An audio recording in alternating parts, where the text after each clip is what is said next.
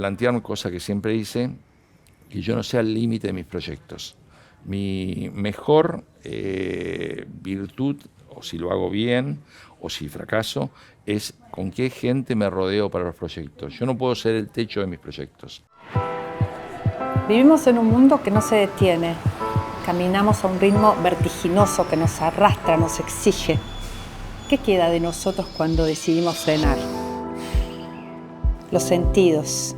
Los sentidos son el motor de nuestro ser. En momentos de acción y también de reflexión viene bien poner el foco en lo que nos hace bien. Observar para recordar, saborear un buen café, olfatear los aromas que nos despiertan, conectarnos con la naturaleza. ¿Cómo exploramos nuestros sentidos? ¿Cuánto nos importan nuestras emociones? ¿Buscamos el equilibrio?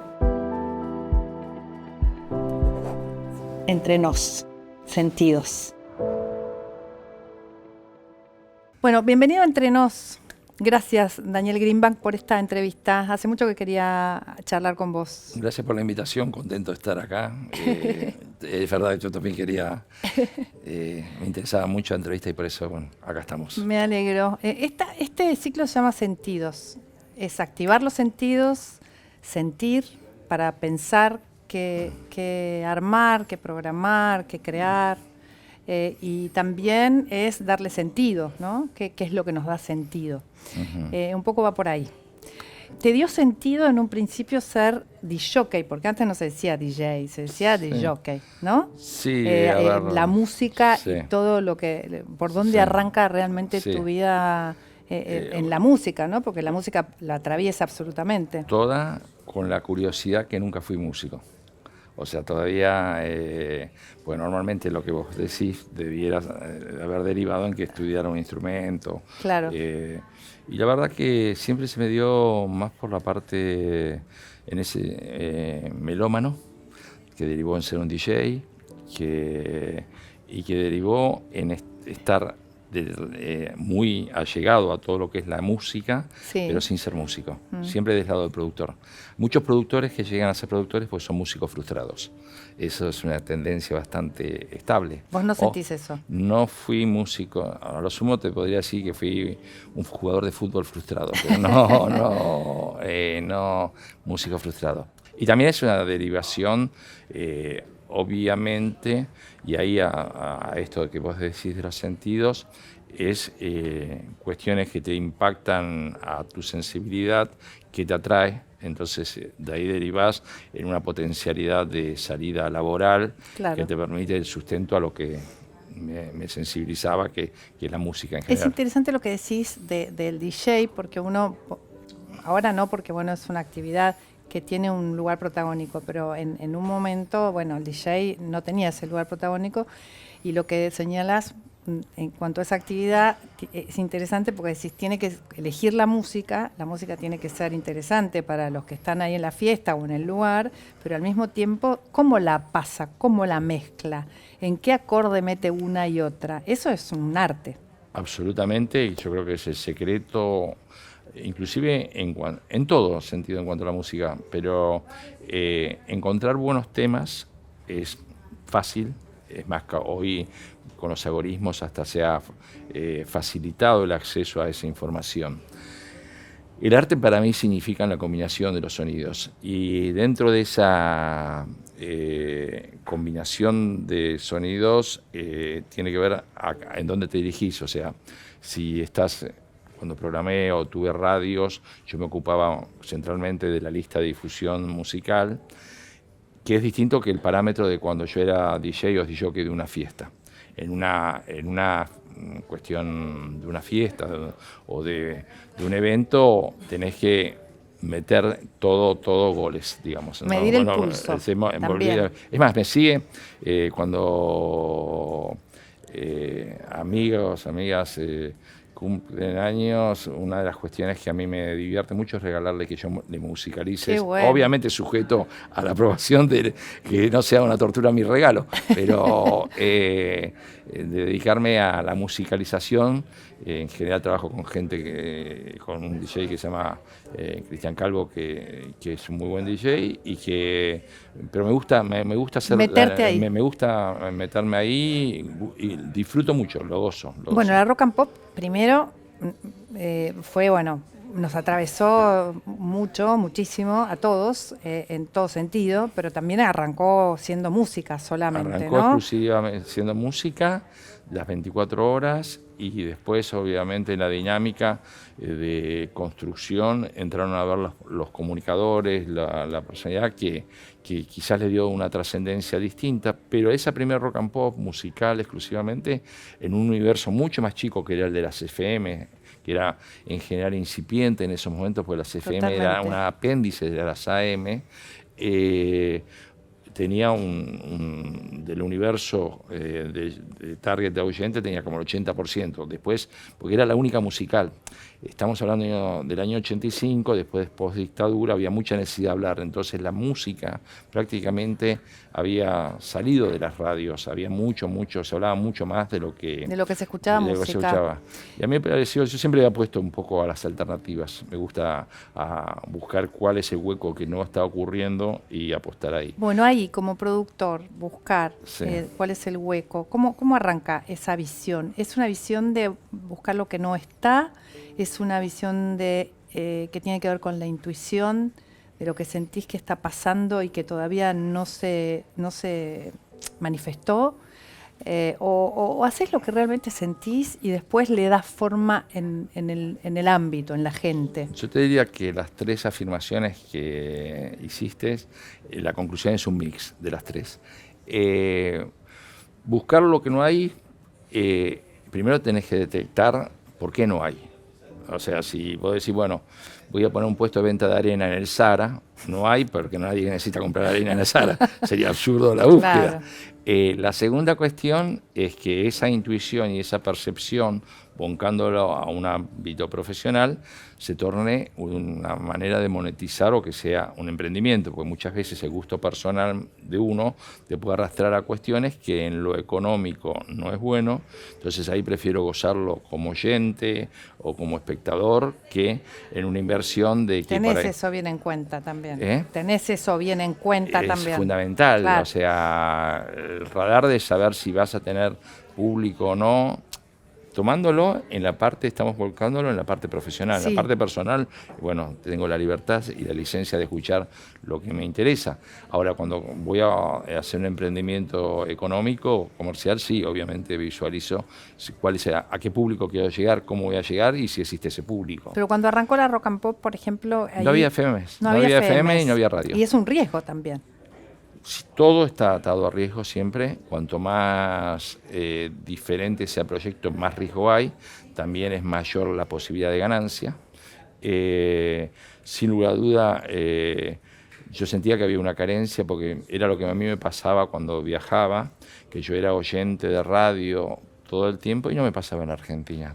Entonces sentía que había una carencia y después ver dentro de esas carencias, tampoco había la FM como medio. La FM es un medio que por más que ahora está todo más, los comunicadores tienen un protagonismo de AM de esa época, hoy las FM han cambiado en el mundo bastante, también es verdad que las FMs y la radio en general, todo lo digital lo traspasa, entonces entramos a ver la función de los streamers, los youtubers. Sí, cambió mucho. radicalmente. ¿Cambió la esencia de la radio? Eso, la esencia de la radio no, pero le dio nuevos elementos, algunos positivos, algunos, no diría negativos, pero sí diferentes. Sí creo que la radio de antes, la que no tenía imagen, por ejemplo, la inmensa mayoría de radios transmitidas en YouTube, permitían algo que es fantástico, que es la imaginación. Creo que hoy la imagen, la radio por excelencia es un medio muy espontáneo. Hoy el YouTube le sacó algo de espontaneidad y le sacó fantasía.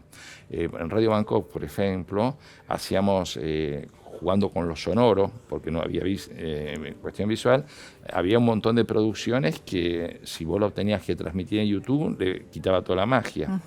Que no es muy distinto de lo que pasa con los libros, cuando muchos libros que son fantásticos los quieren volcar al cine.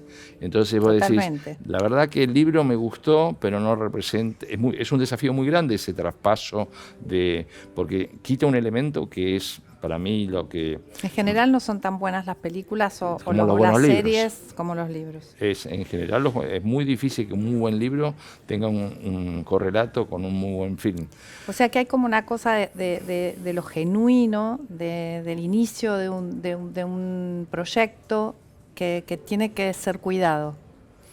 Absolutamente, pero aparte, tomando en cuenta esto que te digo, que de los elementos que tienen que ver con los sentidos y la percepción, volviendo un poco al eje del tema, la imaginación de un espectador, de un oyente, de un lector, es absolutamente superior a la imagen que vos concretás en última instancia.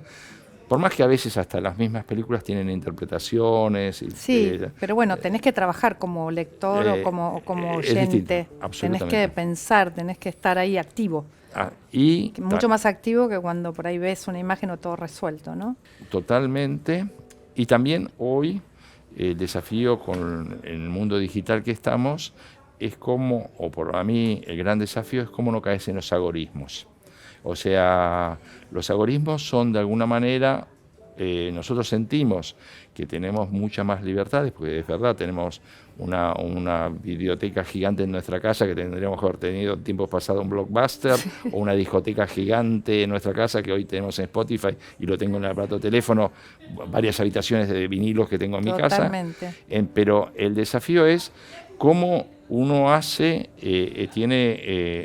de esos algoritmos, porque en general esos algoritmos tienden a acotar, tienden a achicar el espectro de la música que vos tenés en varias habitaciones, por ejemplo. Sí, la música, te diría, porque hoy tenés varias habitaciones de vinilo, quiero ir a tu casa. No, vinilo y CD, porque tuve 2 radios que cuando las desmonté me quedé con las discotecas de 2 radios. Espectacular. Entonces tengo una entre baulera, oficina, pero también a la vez sentís... pero lo puedo tener en la computadora, en el teléfono, todo esto. No, es más, me está pasando ahora con mi hija, se volvió fanática de los vinilos, por lo cual 2 cosas, me pone muy contento y me resuelve qué le traigo cuando viajo, porque igual siempre hay vinilos hay pequeñas disquerías, cada vez menos, de nichos, pero donde encontrás lo que a ella le va interesando, más allá del saqueo cotidiano que me hace a mi discoteca. Bien, bueno, pero qué lindo que tu hija... tome eso tuyo, ¿no? Eso es uno celebra esas cosas. Absolutamente. Porque decís, bueno, mantuve todo esto tanto tiempo, es algo que tiene que ver con mi ADN, y mi hija, que es otro ser totalmente distinto a mí, de repente puede también sentir lo mismo que yo, ¿no? Es fantástico. En cuanto a la música. Es fantástico porque fundamentalmente no fue impuesto. Le surgió a ella naturalmente por sus vivencias, por su experiencia. También me pasó con mi hijo, o sea, los dos tuvieron una fuerte inclinación y sensibilidad a lo artístico, y me parece fantástico. Aparte me da, obviamente, hija adolescente, un punto de encuentro, de poder ir a recitales juntos, más allá que me manda, y ella se manda al povo adelante. Que pero, no, papá, andate, yo voy sola. Al principio pensás que vas con tu hija y después llegás a la conclusión que fuiste un buen chofer, que suministraste las entradas, pero aún así en el ida y en vuelta es fantástico. ¿Tu tarea como productor fue impulsada por la sangre? ¿Tenías ahí en tu familia algún amor con la producción? Alguien que... Porque el productor es el que piensa todo, ¿no? Lo que va a pasar. Sí. Y en tu caso vos también te convertiste como en un artista de la producción, ¿no? Traer a Paul por primera vez a la Argentina, Paul McCartney, digo Paul porque ya todo el mundo sabe quién es Paul McCartney. Sí. Fue como, no sé, algo loquísimo en aquel momento. Ahora también lo fue, digo, Sí. porque también hubo un furor impresionante. Yo estuve ahí, ¿Fuiste? lo disfruté como Sí. loca, sí. Increíble que No a los podía 82, no perdérmelo. a los Las 82 dos veces fue. Increíble que a Sí. los 82 años haya hecho los shows que hizo, ¿no? Tremendo. O sea, en todos ellos encontrás que hay Y una vos fibra. traerlo, genio. Sí, Gracias. pero yo te digo, a veces se le da a los productores un rol mucho mayor del que tenemos. Si Paul McCartney viene porque tiene ganas de venir, o sea, no lo movés, es un tipo que no lo movés económicamente. Bueno, pero Entonces, se nota que Paul McCartney también es un tipo que siente, no Absolutamente. solamente calcula, ¿no? Y Absolutamente. encontrar gente que siente, que no calcula hoy, es un tesoro. no solo eso, sino Y un artista de y que tiene, de su magnitud. me parece que todos ellos, incluyo a los Stones, incluyo a los Eagles, incluyo a una generación de artistas que no solo son muy autocríticos a la hora, porque no tienen necesidad a la hora de hacer estos shows. Entonces, en realidad tienen muy presente si lo que van a ofrecer va a estar a la altura de las circunstancias de su historia. Entonces, me parece que todos ellos los motiva, son adictos al público, adictos a todo esto, pero hay en el fondo una ecuación de que si estoy respetando mi historia. Sí. Ese respetar mi historia, reivindicar mi historia, creo que nos mantiene vivo en contacto al público. Si no fuera así, no creo que se someterían a lo que más allá que tienen muy beneficioso, todo, aviones privados, muy buenos hoteles, muy facilitado toda transportación, muy buenos catering. Sí. Igual es molesto. Es molesto porque en última instancia salís de tu casa, vas sí. en una gira, desarrollás, pero hay una cuestión que es una adicción al público, a esa ceremonia, a ese feedback, a ese sentimiento tan inmenso de... Ese amor que recibís. Claro, esa energía que recibís del público. Y creo que también... ¿Por qué perdérsela, no? Si estás vigente y lo podés hacer, perfecto.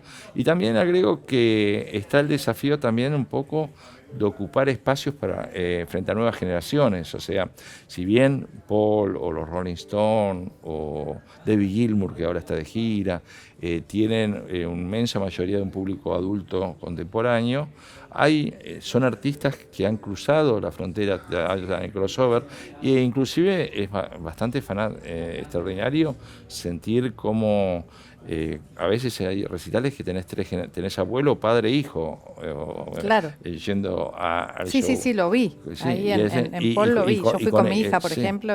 Claro, y cómo es impresionante y como esa música también logra, será porque la mamaron de la casa, sí, la escucharon, ¿no? Pero cómo también pueden disfrutar, cómo se logra que ese espacio sea un espacio común para disfrutar junto con un hijo o con un padre, ¿no? Tantas artistas que trajiste, ¿no? Bueno, hablaste de los Rolling Stones también, bueno, Madonna, ¿no? Iron Maiden, Lady Gaga, Tina Turner, The Police, Metallica, impresionante. O sea, y vas a seguir trayendo, ¿no? Sí, pienso, a ver, en la medida... También hay una cuestión de cuestiones... ¿Cómo te pega esa? Porque es una movida grande, ¿no? Y vos quizás tampoco la necesites tanto, pero la necesitas para vivir en el sentido de sentir esa movida. Yo tuve la suerte, tengo la suerte, y supongo que la tendré, que siempre trabajé en lo que me gusta. Por lo cual yo disfruto de producir. Me gusta producir. Eso no quiere decir que no sea un enfermo, que sea un enfermo de trabajo, que no disfrute estar en una isla tranquilo, disfrutar frente al mar, también. leyendo y escuchando música. Sí. Disfruto también. No es que sea... Pero te gusta crear. Me encanta. Crear te da algo que está dentro tuyo, además, que lo activa, mirá, ¿no? Yo después de la pandemia, y dado la dinámica de la industria del entretenimiento que se volvió cada vez más corporativo y que a mí desde Argentina me es más difícil competir con las grandes corporaciones mundiales, agregado a una decisión personal que nunca trabajé, o no quise, o nunca me sentí cómodo trabajando dentro de corporaciones. Siempre fui un emprendedor independiente, o trato de mantenerlo. Bien. Empecé a acceder al mundo de exhibiciones que sentí, en esto También. que hablabas anteriormente, de oportunidades donde sentía que había un hueco no desarrollado. O la exhibición de Van Gogh. De Van Gogh, de Banksy, de McCurry, de Blow Up de los inflables, de Pink Floyd que terminó el mes pasado, la nueva que estrenamos esta semana en la Rural, de arte tecnológico, que es un poco, que viene a ocupar como un espacio de proyecto de salida familiar que va precisamente a los sentidos, con algunos temas que no podés dejar de negar que existen hoy y que para mí le quitan los sentidos, pero que no podés dejar de barajar. Es como hablábamos antes de las radios, que mucho pasa hoy en las exhibiciones por cuántos selfies y cuántos Instagram puedo subir. Esto pasa en los recitales, vos ves en los recitales que es infernal la cantidad de gente que está mirando el show a través del celular. Nos perdemos algo ahí, ¿no? Para mí sí, yo me resisto a ese tipo de cuestiones, pero me parece que pertenece a la cultura del mundo que vivimos y que está. Luchar contra eso me parece que es pelearnos con molino de viento, no. Existe. Y estas exhibiciones tienen como eso también, ¿no? Que uno puede estar ahí, sentir, pero al mismo tiempo retratar. Es que precisamente entendiendo de cómo va el mundo hoy, y eso, esas fotos en general van a las propias redes de cada uno, que lo suben en Instagram, todo eso, es propiamente una retroalimentación de marketing muy fuerte que se hace, que es entender por dónde hoy va el marketing no convencional, pero que cada vez es el marketing existente y más fuerte que existe. Tenés que estudiar todavía, ¿no? ¿Estudiás? Totalmente. No, dos cosas tengo que hacer. Estudiar, leer cuestión que me gusta, a mí me gusta mucho leer. Y la segunda, también plantearme cosas que siempre hice, que yo no sea el límite de mis proyectos. Mi mejor virtud, o si lo hago bien, o si fracaso, es con qué gente me rodeo para los proyectos. Yo no puedo ser el techo de mis proyectos. De hecho, tengo capacidades limitadas, tengo una información limitada, y hay mundos que me resultan inaccesibles. Ejemplo, a mí el mundo del TikTok no me interesa. No soy consumidor. No. Ahora, sería inconcebible que mi empresa no tuviera gente especializada en TikTok para difundir lo que hacemos. Tenemos que convivir con las dinámicas de comunicación que van mutando, cambiando y que cada vez necesitan nuevos especialistas.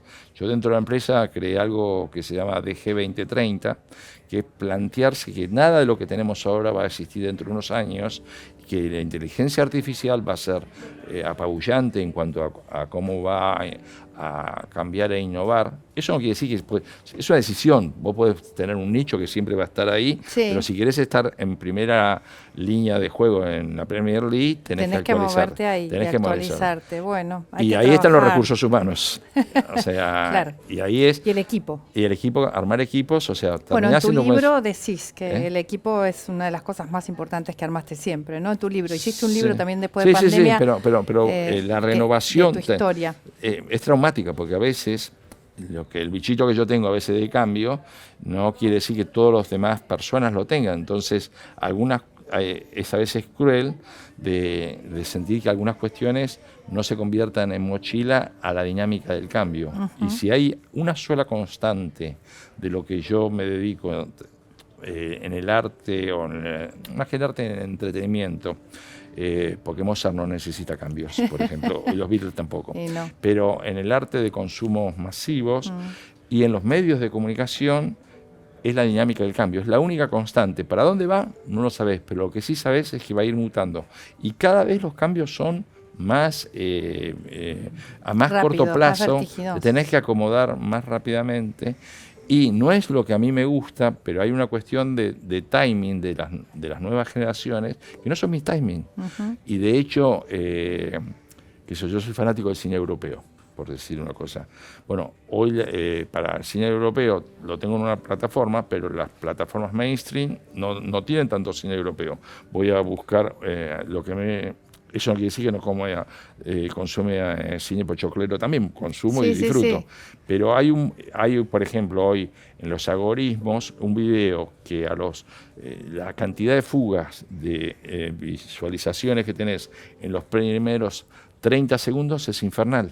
Entonces, si vos no sobrepasás esos 30 segundos, no entrás en los algoritmos para futuras listas o para futuras repeticiones de videos. Pero al mismo tiempo no te basás solamente en los algoritmos para crear algo y para idear o para fantasear o para ilusionarte con algo, ¿no? Por ejemplo, fuiste manager de Serú Girán y ahora trabajas con Fito también, ¿no? Sí. Hoy con Fito, ¿no? Sí. Y hiciste unas giras increíbles, también estuve viéndolo. Ahí hay una movida fuerte, ¿no? Con ser manager de estos egos y de estos artistas que tienen una presencia increíble. Hay que saber, además, no solo de algoritmos, sino de psicología, de tener cintura. Primero, que los algoritmos, saber que están, pero creo que el desafío es tratar de escapar de los mismos. Creo que, por ejemplo, una playlist que se hace por algoritmos es distinta que la que se hace una playlist hecha por el gusto humano. ¿Por qué? Porque vos en la música, por ejemplo, tenés cuestiones que afectan. Yo escucho un tema de la década del 60, 70, me pega en lo emocional. Escucho un hit, es algo que es lo que está circulando en el momento. Y después aparecen las novedades, que es lo que es información, que es de otra manera y que te pegan, para pegarme emocionalmente, como me pegó algo de los 60, los 80, de los 90, tiene que transcurrir un lapso de tiempo y van quedando en el camino. Sí. Entonces, creo que los grandes desafíos hoy de los que trabajamos en medios es tratar de salir de los algoritmos, pero sin ignorarlos. Bien, clarísimo. Y también la otra cuestión es tomar en cuenta que el mundo globalizado cada vez se volvió más corporativo y que en general el corporativo tiende a arriesgar menos. O sea, todo, ¿por qué? Porque tiene una situación de comodidad, donde es un ejecutivo que de tal lado, entonces eso le da como una tranquilidad, un estatus social, pero también le lleva a afrontar menos riesgos. Entonces, ese es un mundo con el cual tenés que lidiar o comprenderlo. Y también, afortunadamente existe, porque precisamente nos da lugares a los que tenemos ciertas dosis de inconsciencia todavía. Porque si ellos... Claro, pero la inconsciencia tiene que estar, ¿o no? Absolutamente. Porque si no te lanzás, ¿no? Si es el 1 más 1, 2, no hubiera habido evolución. Y además, no solo con inconsciencia, sino también confianza, ¿no? Las dos cosas, digo. Inconsciencia y confianza en vos mismo y en que lo que vas a hacer, además de tener todo atado y saber y buscar, como decías recién, las personas que puedan completar tu equipo para que la cosa funcione, tiene que haber esa pasión desenfrenada, ¿no? Sí, tiene que ver como una cuota de riesgo que en general no quiere decir que de 10 pegas 10, de hecho te podés considerar que te va muy bien si de 10 pegaste 7, pero también cuando en esas 7 cambiás algunas cuestiones te da un aire distinto, que inclusive es también proponerse, es una decisión también personal, salir de algunas situaciones de confort que uno se establece y tiende a adormecerse. A mesetar. O sea, a mesetar, exactamente.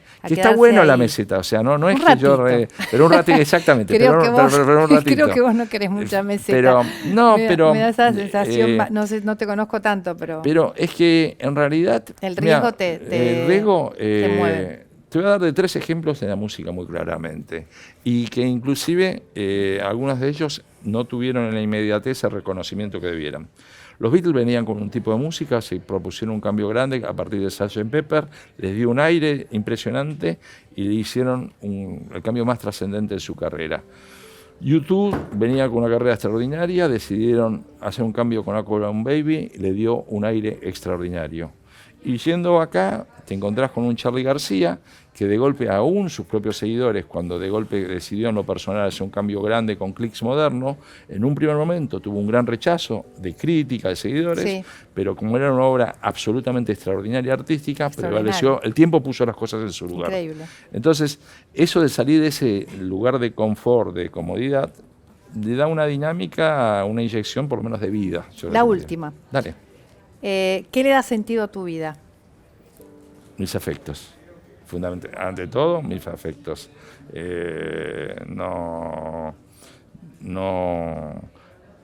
no ahí, lejos. Mi cuestión, mi vida personal, más allá de que hablamos mucho de mi vida profesional, sigue siendo prioritario todo lo personal mío. Gracias, Daniel Greenback, por haber venido y un placer haberte conocido así personalmente, haber conversado contigo. Un gustazo.